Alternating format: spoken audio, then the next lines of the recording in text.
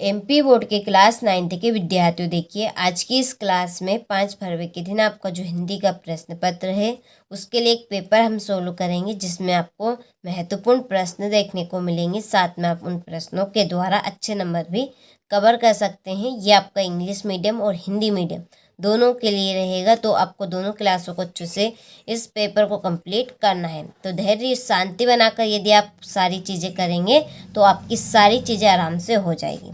तो हम इस पेपर को भी देखिए बहुत ही धैर्य और शांतिपूर्वक मैं आपको अच्छे से इसको एक्सप्लेन करूँगी, ताकि आपको एक एक प्रश्न अच्छे समझ में आ सके। ठीक है, चलिए तो वीडियो को हम शुरू करते हैं बिना किसी डाउट के। और किसी भी प्रश्न में यदि आपको डाउट हो तो आप कमेंट बॉक्स में ज़रूर कमेंट कर सकते हैं। ठीक है, चलिए पहला प्रश्न है, सही विकल्प चुनिए। सही विकल्प आपसे 6 नंबर में पूछे जाएंगे। तो पहला है, छायावाद के प्रवर्तक माने जाते हैं। तो छायावाद के जो प्रवर्तक है वो आपके कौन माने जाते हैं? तो इसका आंसर है आपका जयशंकर प्रसाद। दूसरा है, प्रेम वाटिका के रचनाकार है। तो प्रेम वाटिका के रचनाकार आपके रहेंगे रसकान।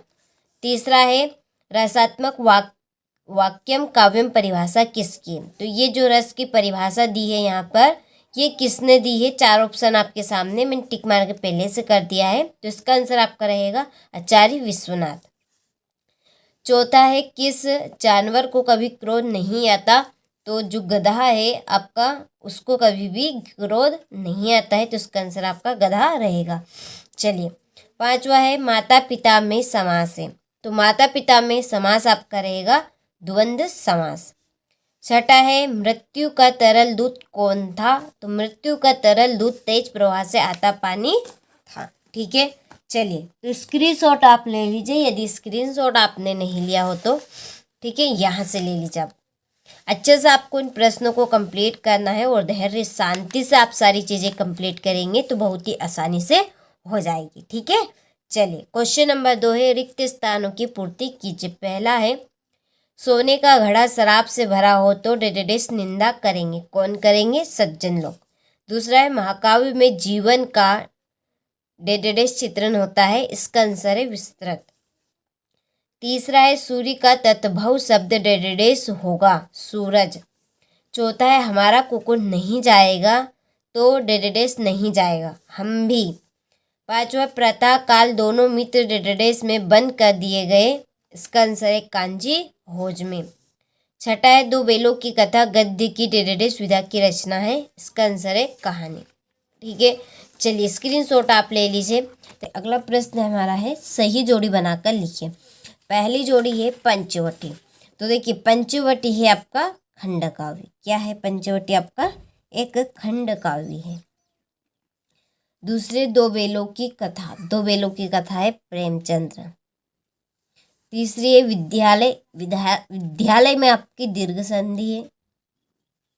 चौथी है, पतहू की पहली संतान लड़की।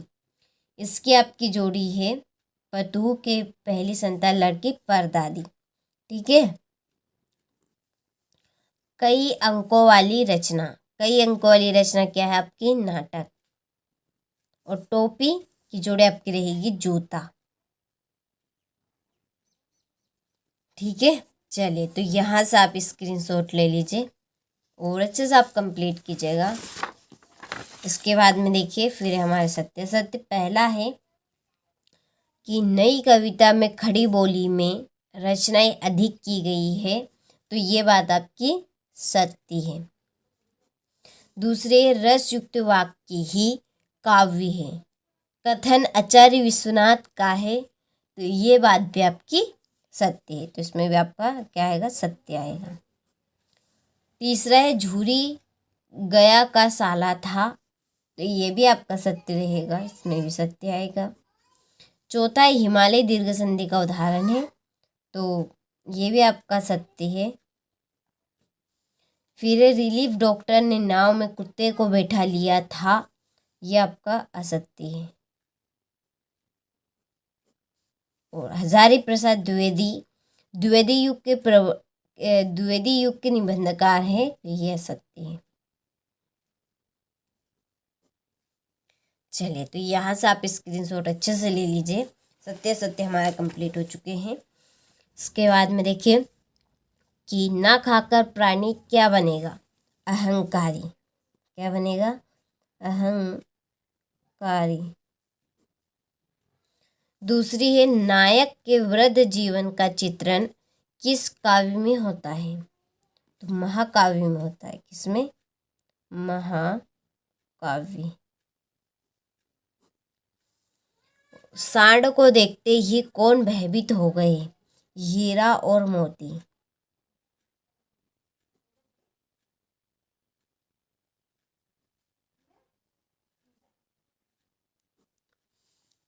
ठीक है। पंचामृत में कौन सा समास है? तो पंचामृत में आपका दिग्गु समास है। कैसा समास है? दिग्गु समास। जर्नल थीमिया का चित्र किसने मंगवाया था? तो रेणु ने। ठीक है। और हजारी प्रसाद द्विवेदी किस युग के लेखक हैं? तो जो हजारी प्रसाद द्विवेदी है वो छायावाद के। ठीक है।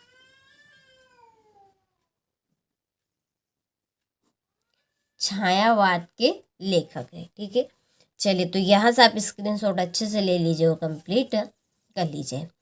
अब बढ़ते हैं अगले प्रश्न की ओर। तो देखिए, छठा है, भक्ति काल को हिंदी साहित्य का स्वर्णयुग क्यों कहते हैं? और देखिए, इस प्रश्न पत्र की यदि आप PDF सॉल्यूशन सहित लेना चाहते हैं तो डिस्क्रिप्शन में नंबर दिए हैं, आप उन नंबर से कांटेक्ट कर लीजिए। आपको कांटेक्ट करने पर पूरी जानकारी मिल जाएगी। इस तरह के देखिए, हम आपको 3 से 4 प्रश्न पत्र देंगे जिनके 100% श्योर पूरे पेपर में आने का चांस रहेगा। पूरा पेपर आपका इन्हीं प्रश्न पत्र में से फंसेगा। तो आप सभी को जितनी जल्दी हो सके उतनी जल्दी अच्छे से इनको कंप्लीट कर लेना है। विद सॉल्यूशन भी हमने इनका तैयार कर लिया है, उसके लिए आप कांटेक्ट कर लीजिएगा। हमने डिस्क्रिप्शन में नंबर दे दिए हैं। ठीक है। देखिए, 7वां प्रश्न है, कबीर ने किस प्रकार के ज्ञान को महत्व दिया है? 8वां है, कवि सखी ने गोपी से कृष्ण का कैसा रूप धारण करने का आग्रह किया था? अपने शब्दों में वर्णन कीजिए। 9वां प्रश्न है, मेघ रूपी मेहमान के आने से वातावरण में क्या परिवर्तन हुए? 10वां है, पाठी मुक्तक एवं गे मुक्तक में कोई 2 अंतर लिखिए। और 11वां प्रश्न है, अलंकार की परिभाषा लिखिए तथा उसके भेद बताइए। ठीक है। चलिए, ये हमारा 12वां प्रश्न है, गद्य के स्वरूप को स्पष्ट करते हुए महत्व को समझाइए। प्रेमचंद की भाषा शैली की विशेषता लिखिए। छोटी बच्ची को बेलों के प्रति प्रेम क्यों उमड़ आया? और सांवले सपनों की याद शीर्षक के साथ ताप पर टिप्पणी लिखिए। संधि किसे कहते हैं? उसके भेद उदाहरण सहित बताइए। बाढ़ की सही जानकारी लेने और बाढ़ का रूप देखने के लिए लेखक क्यों उत्सुक था? ठीक है। चलिए, तो ये हमारा 18वां प्रश्न है, जिसमें है कि निम्नलिखित काव्यांश का संदर्भ प्रसंग सहित भावार्थ लिखिए। ठीक है। और 19वें प्रश्न में है कि निम्नलिखित गद्यांश, वो आपका काव्यांश था, उसका आपको संदर्भ संगीत प्रसंग और व्याख्या करनी है। और इसमें आपका गद्यांश है, इसका भी आपको संदर्भ प्रसंग और व्याख्या कंप्लीट करनी है। ठीक है। चलिए, ये आपका अथवा है 19वें का। यह आपका 20वां है, कंप्यूटर का उपयोग विषय पर शिक्षक और विद्यार्थी का संवाद आपको लिखना है। 21वें प्रश्न में निम्नलिखित का ध्यान से या आप काव्यांश कुछ भी इसको समझ लीजिए, इसको पढ़ना है और नीचे दिए गए प्रश्न के आंसर आपको इसी में से करने हैं। इसको ध्यानपूर्वक पढ़ना है। देखिए, आप अच्छे से इसको पढ़ेंगे तो इसके प्रश्न के आंसर आपको ढूंढने में आसानी रहेगी। ठीक है। चलिए, इसके बाद में है 22वां प्रश्न, जिसमें है आवेदन पत्र कि अपने विद्यालय के प्रधानाचार्य महोदय को प्रार्थना पत्र लिखकर शुल्क मुक्ति के लिए निवेदन कीजिए। ठीक है। और यह आपका 23वां प्रश्न, इसमें एक निबंध आपको कंप्लीट करना है। ठीक है।